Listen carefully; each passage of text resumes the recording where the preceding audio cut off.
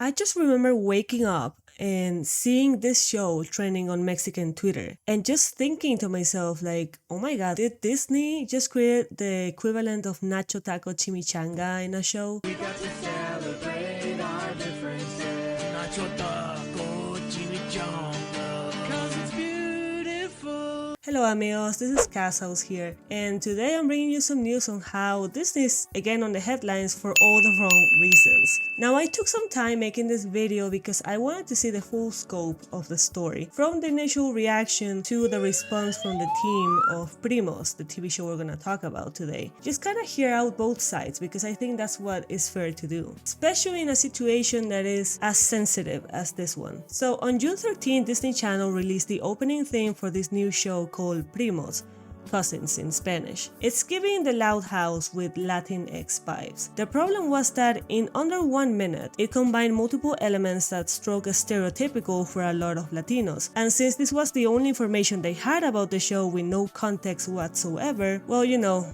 the internet did its thing. In just a few hours, it became a trending topic in a lot of Latin American countries, specifically in Mexico, for all the wrong reasons. And since mob mentality is a thing, it just became this kind of snowball effect of people commenting and taking the viewpoints of the original posts that called the show racist and stereotypical, just getting people increasingly more upset. 2 days later, Disney's response was just to take off the video from their social media, except on YouTube, where they just disabled the comment section. So like the worst type of response ever, just silence. But what was so bad about this trailer that got so much people riled up? And something I want to point out is that most of the tweets I saw that were angry about this were from Mexicans that were born and raised in Latin America. This will come back around later in the video, but I was able to identify 5 main things that people were angry about. So let's watch the trailer together. Alright, first shot, and people already had a problem because look at the sign and at the name of the suburb here. It's called Terremoto Heights. Terremoto means earthquake in Spanish. Also, as you can see, like this is located in the US, typical US signs, located specifically in Los Angeles. If you know a little bit of history of California, I mean, they do have earthquakes there. It's not that common, but they do have them from time to time. However, you are depicting a Latino community. A lot of the people that are gonna watch this are from Latin America, inevitably. And in particular in Mexico, there's been a lot of like bad experiences from people from earthquakes in various countries, not only Mexico, but like, you know, Haiti, Chile also has a lot of earthquakes. And around Mexico City, there was an earthquake back in 2017 that destroyed a lot of buildings, a lot of people died. This kind of seems culturally insensitive. Obviously, I don't think that was the intent. I think there was a lack of information here and a lack of research. At some point I saw that the draft of this trailer did not include this sign. It actually just said Los Angeles. So someone at some point in production thought this was a good idea. Okay, let's keep going. This is something also some other people pointed out, that how it has like a yellow filter, like the Latino Mexican filter. Usually in US media, they would depict anything in Mexico as this kind of like desert. Everything was like yellowish. There were no buildings. People were just kind of living in towns. However, what I see here is that it appears yellow because it's early in the morning, so like the sun is coming out. Also later on in the trailer you can see that the sky is kind of pink when it's like the sun is setting down. Right, so we open up with a neighborhood that looks kind of a little bit run down. You see a lot of dogs. Probably they have an owner, but it does seem like they're kind of like stray dogs out there. Hey, another day in my old hood. Summer started and it's gonna be so good. Hey, oh hey, I was gonna be so cool. Then you all moved in.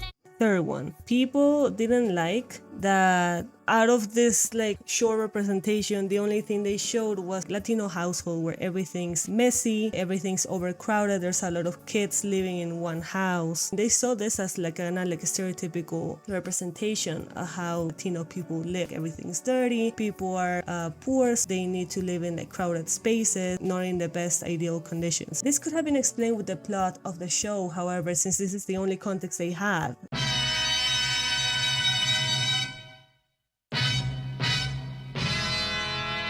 So like the context is that this girl, she is just living with her cousins, 12 cousins, that are visiting her for summer. So it's not like they live there all the time. This is kind of a problem for her, right? Because like she's kind of annoyed that there's so many people that are visiting her at this point. Got me looking like a fool again.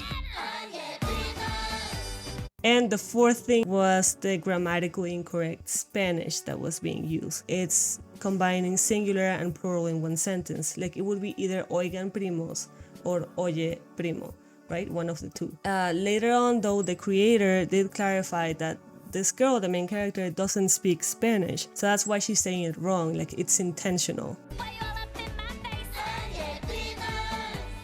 Get up out my space.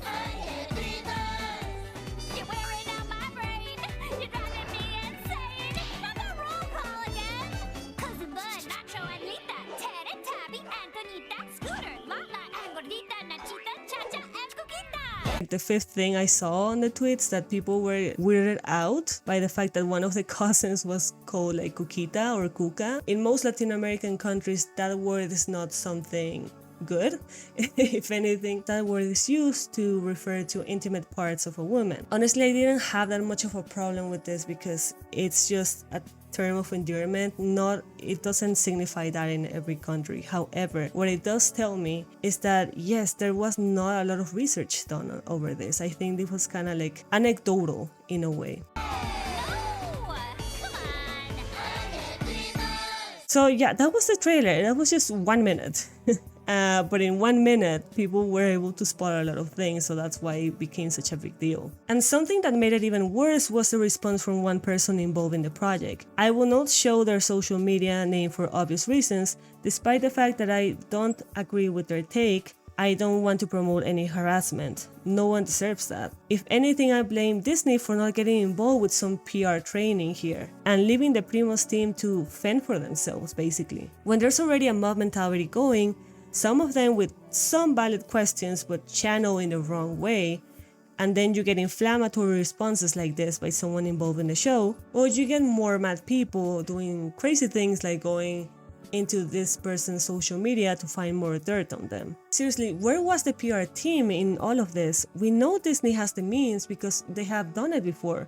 With movies like Coco and Encanto, they were super careful with these movies because they knew the mayhem it would ensue if these movies were perceived even slightly culturally insensitive. But apparently, they don't care enough for their TV shows. And it's really sad because a different marketing strategy could have made the world of difference for this show. And I say this as a Latinx that has spent most of her life in Latin America, but has also lived some years in the US, and I have seen the cultural difference that we have with our brothers and sisters that were born and raised in the United States. You know, first generation, second generation, and forward. In my point of view, one of the main problems is misunderstanding who this show is catered to. This show is about Mexican Americans living in Los Angeles. California is a state that is renowned for its expensive cost of living and especially housing crisis. The rents up there are crazy high. So it makes sense that families start living together to be able to even afford a rent in a house. It also makes sense that a lot of families that have been in the US for a lot of generations have kids that do not know Spanish anymore. Or if they do, they copy whatever they hear and they don't pronounce it right or say it right. The fact that some Latinos don't like that doesn't change the fact that they do exist. It's a reality for a lot of people there. And I think it's valid for the creator to want to portray that in a show. Creator Natasha Kline, a Mexican-American woman, took to social media to seemingly claim that not much research went into creating the show, but they mostly relied on their personal culture and traditions. This, I think, is very relevant, and I'm grateful that she's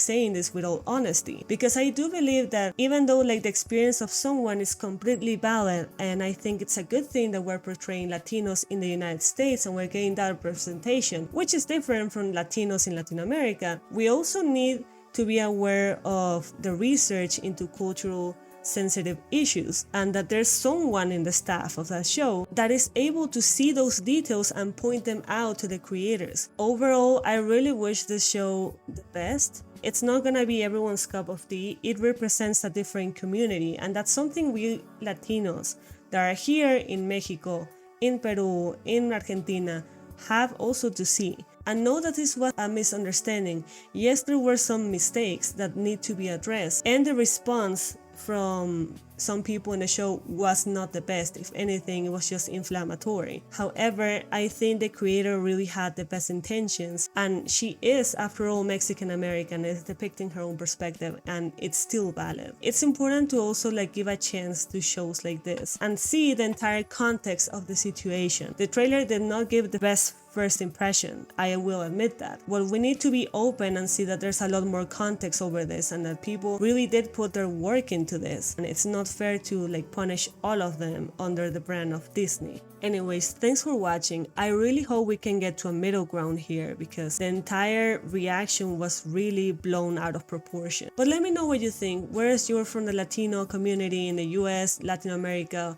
or not part of the Latino community and you saw this entire controversy, let me know what your thoughts are about this. Thank you so much for watching, and I'll see you in the next one. Bye!